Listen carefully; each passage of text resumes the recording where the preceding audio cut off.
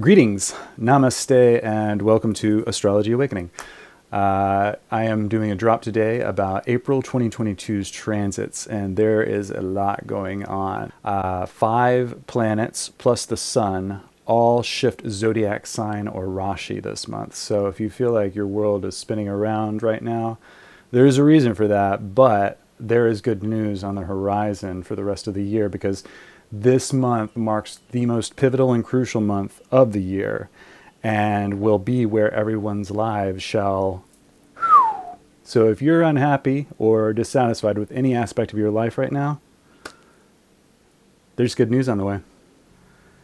So now the sun's out and we've got kind of some noir lighting, which is kind of dope.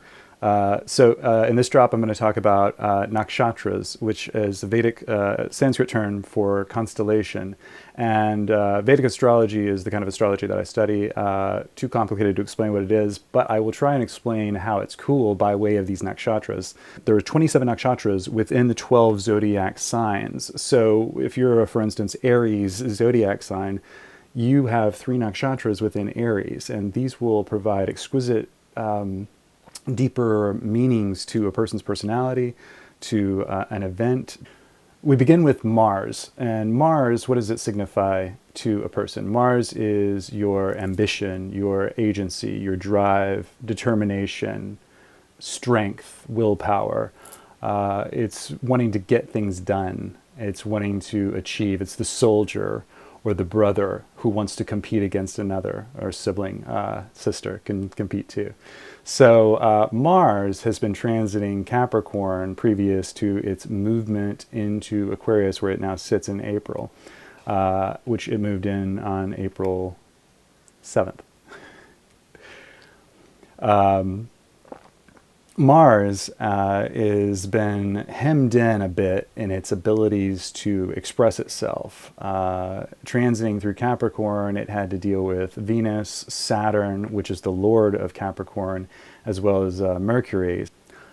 The nakshatra that Mars happens to be in right now is a cusp nakshatra. So this actually goes from Capricorn to Aquarius and is very helpful for understanding what Mars is. Danishta is represented by the drum. So imagine Mars moving through Capricorn, where it's exalted and actually achieves its exaltation degree in Danishta Nakshatra. Imagine if you're Mars and you're trying to beat your drum and you have to account for Saturn, your landlord, Venus, your spouse, and Mercury, your business partner or something.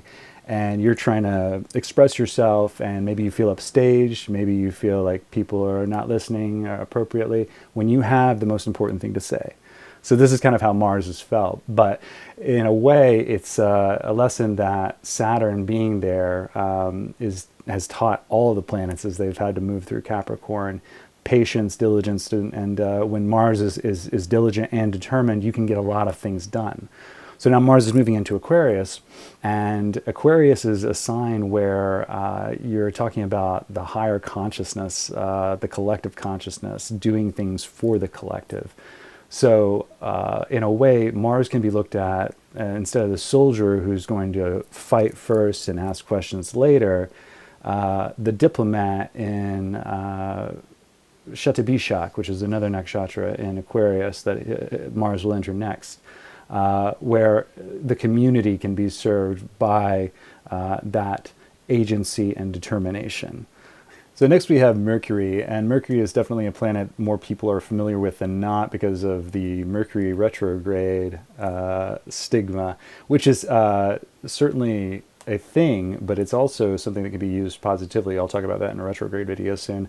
Mercury, however, has been in its sign of debilitation, Pisces, going into April. He's a dodgy little chap this month because he moves signs twice. On April 8th, he'll move out of Pisces, its sign of debilitation, into Aries. Now, in the Kalpurush, or the natural conventional zodiac, Pisces is the 12th house, and the 12th house is the ethereal realms, the astral realms. Anywhere that's isolated from this matrix or what we're used to doing on a day-to-day basis. Mercury signifies your intelligence, your communication abilities, your business. So what this sort of translates to in a debilitation circumstance is perhaps not being able to express yourself in a typical way, but maybe more creatively, maybe more in touch with your subconscious, but perhaps not the best for getting information. So if there could have been lurking delays in business transactions, in secrets being hidden from you, or globally speaking, I think this is even more pertinent. Mercury is our ability to disseminate and then absorb information, especially coming over communication devices. So the media having reported certain things that will perhaps come to light after Mercury gets some distance, not just from Pisces, but also from the Kalsarpa, which in the second time Mercury will move zodiac signs in April, Mercury will actually break Kalsarpa, the time dragon, which I've talked about in another video with the Dogon. The time dragon has been putting us via the planets through a process of death and rebirth. And this has been going on for 3 years now. So this will be the last bit of that Kalsarpa, and Mercury will be the planet to end it on April 24th. Mercury will then transit past Rahu, the north node of the moon, into Taurus, thus breaking Kalsarpa. Lost the sun for a second.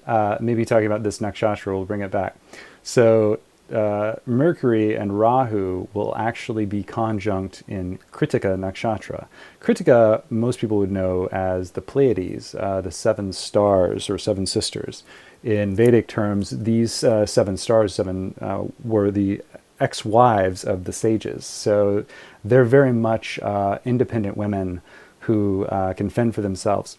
And Kritika is the nakshatra that represents this. Kritika is going to challenge what we have been clinging to, and perhaps illogically so, because that's what Kalsarpa does. It creates a polarization in our logic and our ability to process what's happening to us. We go to extremes of one end to the other.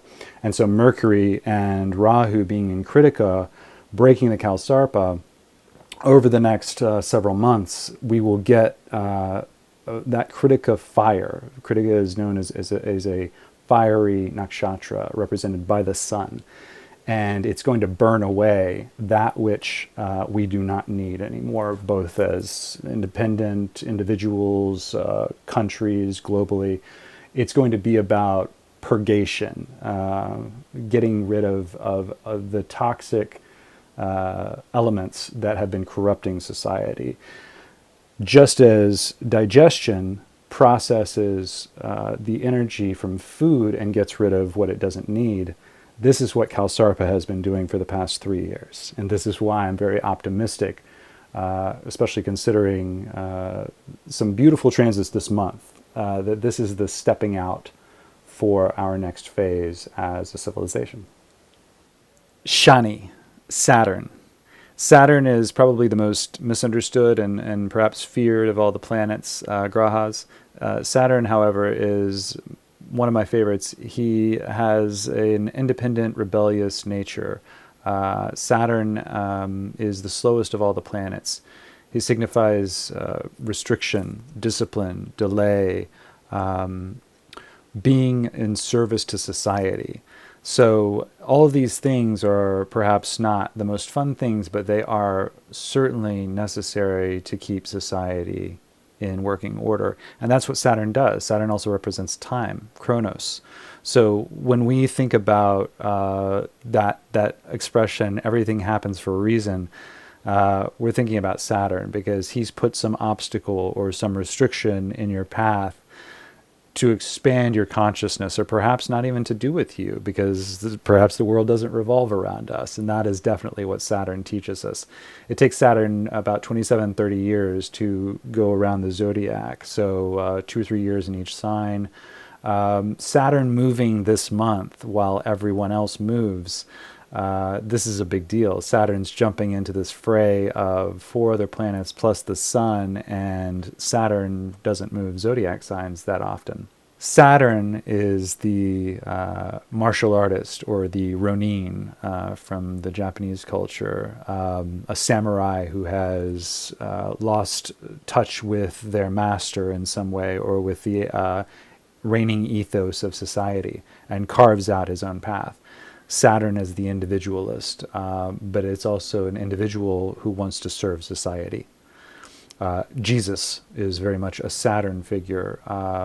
Gandhi, all of these people who represent struggle for the service of society. Saturn coming into Aquarius, its muli tricone sign, is actually a better place than Capricorn for getting things done, in my opinion. Aquarius is the water bearer who wants to bring society together through the collective consciousness. And this is what Saturn hopes to achieve in Aquarius. Saturn will retrograde back into Capricorn over the summer, so there will be even more dynamism with this slow-moving planet shifting signs essentially 2 or 3 times this year. When it comes into the houses that it is the lord of, that it rules, Capricorn and Aquarius, big things happen. Culture changes, civilization changes. The last time Saturn transited through these houses, we had something called the internet the next day. Saturn and Jupiter I've talked about in another video. It's very integral, I believe, to the Dogon's cycle, their ritual cycle.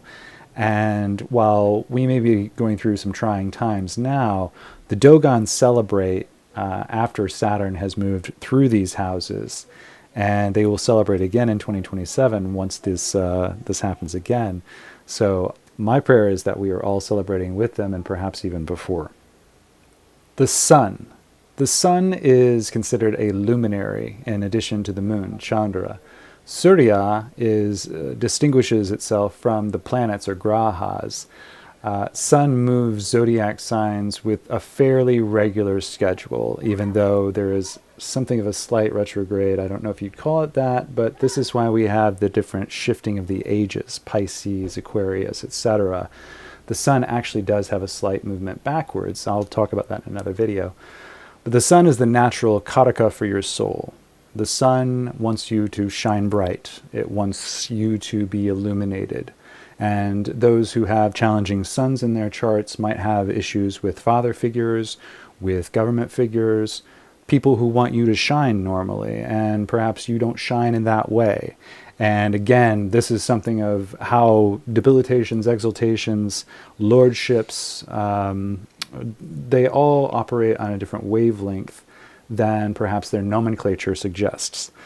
The sun is going to actually move into its sign of exaltation, Aries. And this happens the day after Jupiter moves into its sign of rulership, Pisces. So this is a nice scenario for both planets, in my opinion.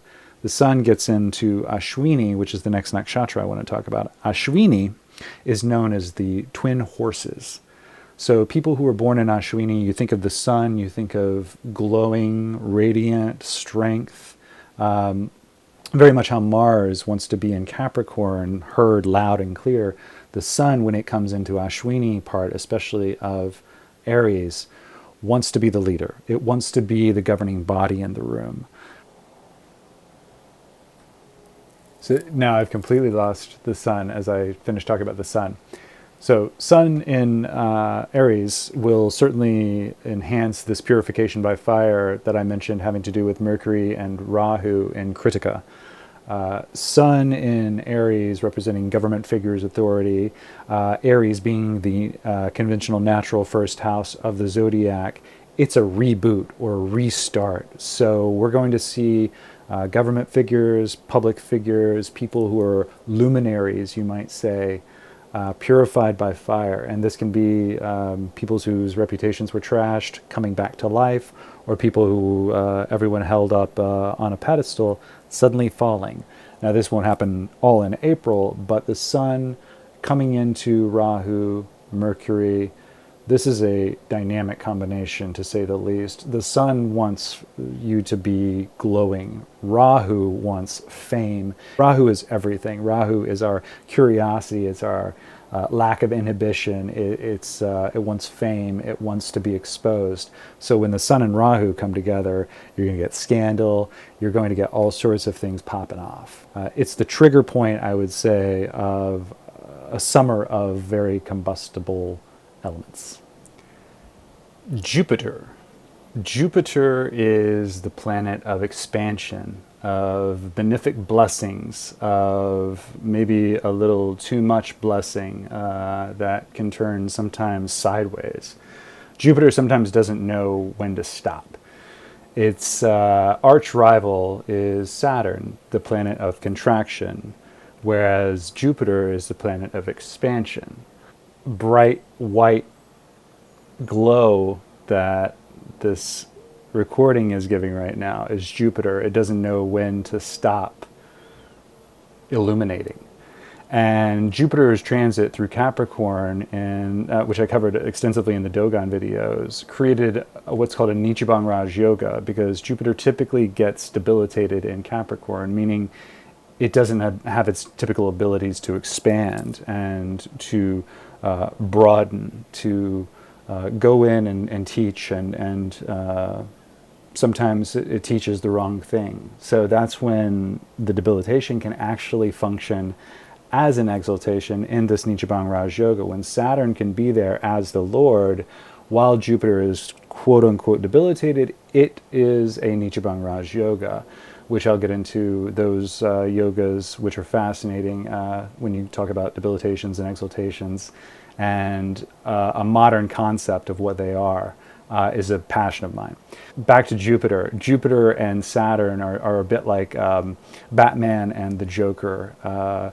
They sort of have to exist. They exist symbiotically. Joker wants to enhance consciousness through his infinite expansion, if you will. Batman is Saturn, and it's a discipline and service to society in a quiet way. I hope I didn't overextend that analogy. But it's helpful in understanding now that Jupiter has been through the discipline of the Saturn as martial artist or disciplinarian. Jupiter is now entering Pisces, where it is Lord of Pisces. As I mentioned before, Pisces is the natural 12th house. The 12th house, whatever you believe is the afterlife, that's the 12th house. Whatever you believe is out there, that's the 12th house. It's everything except the matrix. The matrix encompasses the 11 houses before it, and the 12th house is where the matrix is released, or where we are released from the matrix. Jupiter coming into Pisces, this is where it lives in absolute transcendent bliss, because it has been through the beautiful lessons that Saturn has taught in Capricorn and Aquarius, and now can bring transcendent understanding to those lessons. I think it's a very good sign for the future that people might start journeys of faith or return to faith after having had a layoff. And however you believe, whatever you believe, I believe it's important to believe. So that's my focus for Jupiter being in Pisces. So last, but most not least, my favorite planet, the most complicated of all the grahas, in my opinion, Venus, Shukra. Venus is the natural significator for relationships, for wealth, for even family and home are basically Venus's domain. And I said Jupiter had an arch rival in Saturn. In Venus, Jupiter finds a sort of rival guru, co-guru. They actually might come from systemically different viewpoints, where Jupiter rules more of a male domain of authoritarian, dogma, religion, that sort of thing. The old ways, the elders teaching, and wanting you to do well and do better. Venus rules the magical elements, the ethereal realms, because when Venus comes into Pisces, where she will go at the end of April, Venus gets exalted in Pisces, because Venus is no longer attached to the trappings of the matrix, the three-dimensional realm that she has had to use her magic in order to enhance, in order to bring life to where there is none. So now that she's in the 12th house of moksha, of transcendent bliss, Venus can, with co-guru Jupiter, this conjunction is quite beautiful, and is a bit like creating a spiritualist on steroids. So what's interesting is this conjunction not only happens in late April, but will bookend again in February of 2023. And Venus creates a marker by which we can monitor our progress as society, as civilization, because when Venus comes back around to Jupiter in 2023, that conjunction will have more opportunity to bring the benefits that these two planets want to give in this house. Right now, there are some erratic things happening that are bound to create the opportunities for Venus and Jupiter to expand our consciousness and liberate us from that which society has bound us to. This is my hope and prayer for the next year. I will also talk about the houses that Venus rules, Libra and Taurus, in my next video on Rahu and Ketu. And this Rahu and Ketu, the north and south nodes of the moon, are the reason why this particular transit is more difficult for Venus and Jupiter to fully express what they want to. Libra is the natural house of relationships. The south node of the moon, Ketu, which represents moksha and detachment, has now moved into Venus's house of Libra that rules relationships, where Rahu has actually just moved out of Taurus, and he had been in Taurus for the last year and a half. That is the other house that Venus rules. So Venus has just had Rahu move out of one house only to have Ketu move into her other. So it's going to take some adjustment period for everyone.